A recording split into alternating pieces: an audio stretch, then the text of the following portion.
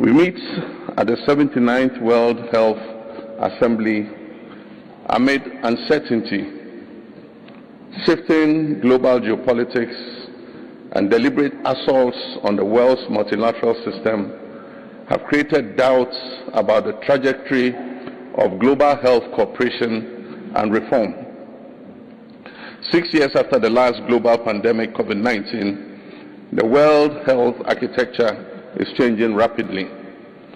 Overall, humanitarian assistance is reported to have declined by 40%, and some of the largest Western economies have significantly cut their overseas development assistance. The World Health Organization's budget has been gutted by the withdrawal of U.S. assistance, forcing the organization to scale down programs and undertake steep staff retrenchments.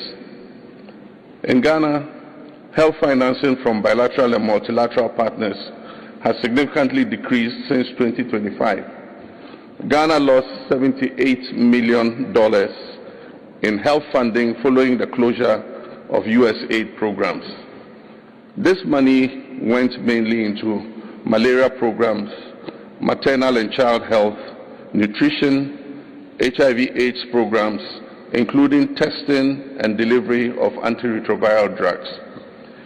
In South Africa, the abrupt withdrawal of PEPFAR funding has shut clinics, terminated gender-based violence programs, and left 1.4 million people living with HIV uncertain about their treatment continuity. And we're told that by 2030, 9 million preventable deaths could occur due to these shifts. It is estimated that the direct consequences of this aid suspension could push about 5.7 million Africans into poverty by the end of 2026. It is this gloomy outlook for the future of global health that prompted the convening of the African Health Sovereignty Conference, famously known as the Accra Reset, in August last year. It is against this backdrop that we meet at the 79th World Health Assembly. These troubling statistics are known, and we're not here to lament or wring our hands over them. We're here, among others, to decide whether the architecture we supervise is still fit for purpose. We're here to discuss how we can continue to save lives even in the face of adversity. And I stand here before you today in the second year of my new tenure as president, mindful that the mandate given to me by my people is not merely to administer, but to transform their lives. I come from a continent that has too often been the subject of global health policy rather than its author. Today I speak to you as one of the advocates of the Accra Reset Initiative, a movement born from the conviction that the old paradigms of dependency must give way to a new era of health sovereignty. These cuts in humanitarian assistance and ODA, as painful as they are, serve as the final clear signal that the old system of donor dependency is past its sell-by date. We are witnessing the end of an era, and we must have the courage to build the next one. We are contending with an international architecture that was under strain long before these cuts even occurred. We have more global health organizations than ever, and yet country-level fragmentation has worsened. We do not come to Geneva to mourn the past. We come to build a future where a country's health is not a byproduct of charity, but a result of sovereign capability. This desire to take our health destinies into our hands imposes important responsibility on us as African leaders. We must see health spending as an investment rather than just a social obligation, because a healthy population is indispensable to economic progress.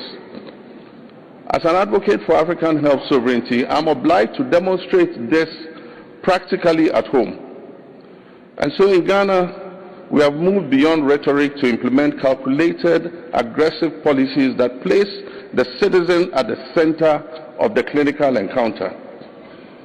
With one of the more successful national health insurance schemes in Africa, Ghana has an insurance coverage estimated at 66% as at the end of 2025.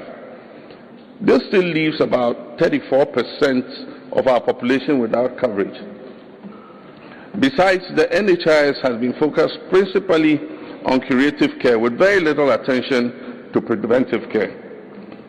To mop up the remaining population not covered by the NHIS, we have recently successfully begun implementing our free primary health care program.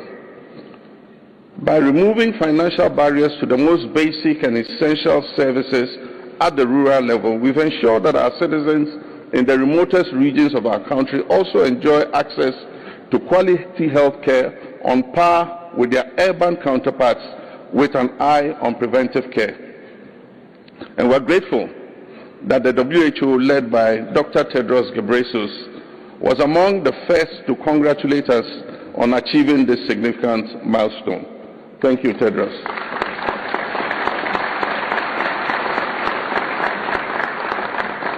We have revitalized our national health insurance scheme, the NHIS. By removing the cap on the health insurance fund, we immediately freed up an additional 3 billion Ghana cedis, equivalent to $300 million for healthcare investment.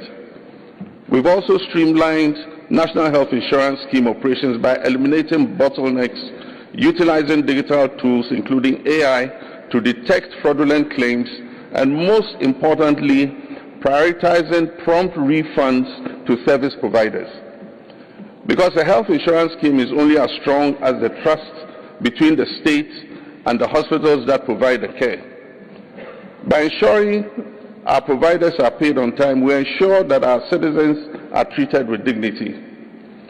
We've also confronted the rising tide of non-communicable diseases by launching the Ghana Medical Trust Fund, also known as Mahama Cares.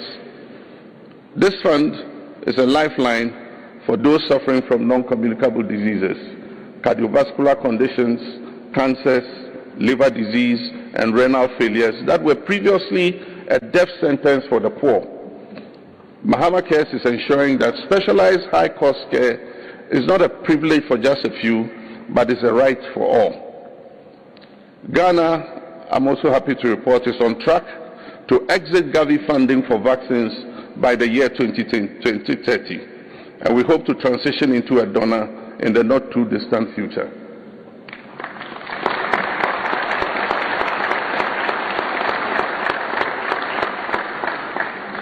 These domestic achievements are the foundation of my leadership of the Accra Research Initiative.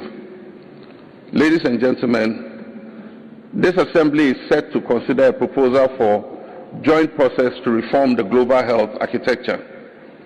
Ghana, having co-chaired the working group for the Lusaka agenda, welcomes this. But as a committed apostle of reform of the world health architecture, I'm concerned about whispers I have heard that the Cairn draft resolution seeks to protect existing organizational mandates and prohibits the recommendation of mergers or consolidations. In Mali, the Dogon people warn that do not let the sight of those eating roasted maize force you to cook your maize seeds.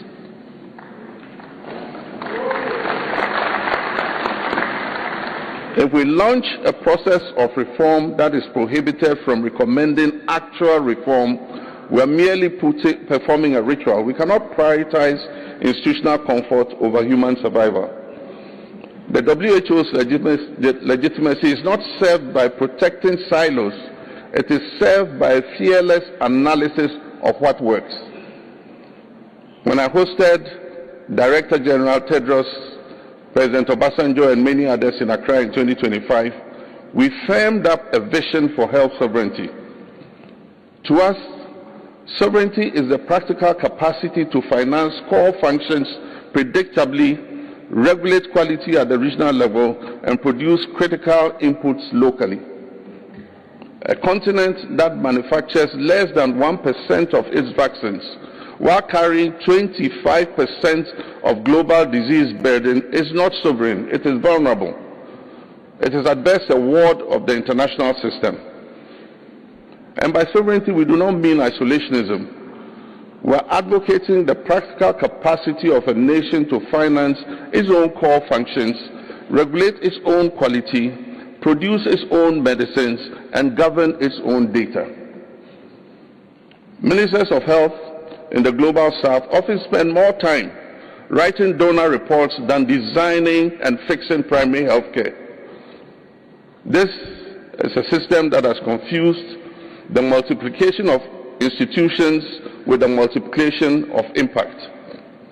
So to move beyond rhetoric, the Accra Reset, supported by a Presidential Council of Leaders from the Global South, is implementing 3 operational pillars. The first is the High-Level Panel on Reform. This is an independent body of global experts scrutinizing the global health architecture. The second is the Reform Interlock and Observatory. It's a coherent mechanism to ensure that the strategies of the WHO, Gavi, and the Global Fund don't clash on the desk of a district health officer in rural Africa. They must be in sync. And there is HING, we call it HINGE, that is Health, Investment, National Gateway, Enablers. This will serve as the operational engine that converts political will into bankable, executable investments in local manufacturing and bioinnovation. In Ghana, we're leading by example. Our 2026 budget committed 34 billion Ghana cedis, equivalent to $3.4 billion to health and expanded coverage to 20 million people. We're not lecturing from theory. We're building the evidence of what a sovereign health system should look like. And as I prepare to join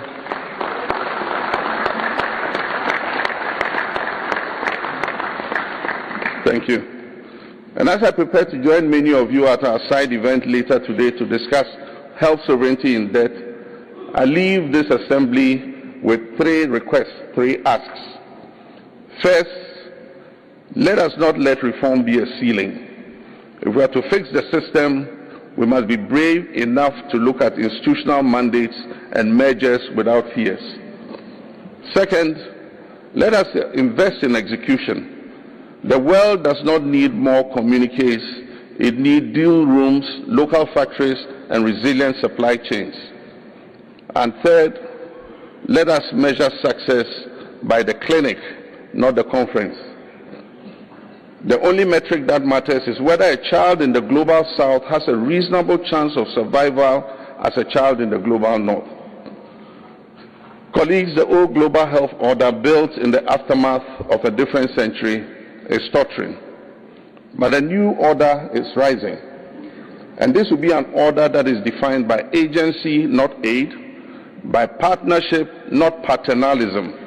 And it is being built for the mother in the Global South, who even as we speak this morning, will be delivering her child under the light of a lamp tonight. In Africa, we have a saying that one who plants the tree does not always sit in its shade. The reforms we are discussing today are for the generations we may never meet. And yet let our seriousness today be the shade they will rest in tomorrow. And so on this note, I thank Dr. Tedros and the WHO for your leadership, and I thank you to be a special guest at this assembly. I thank you for your partnership.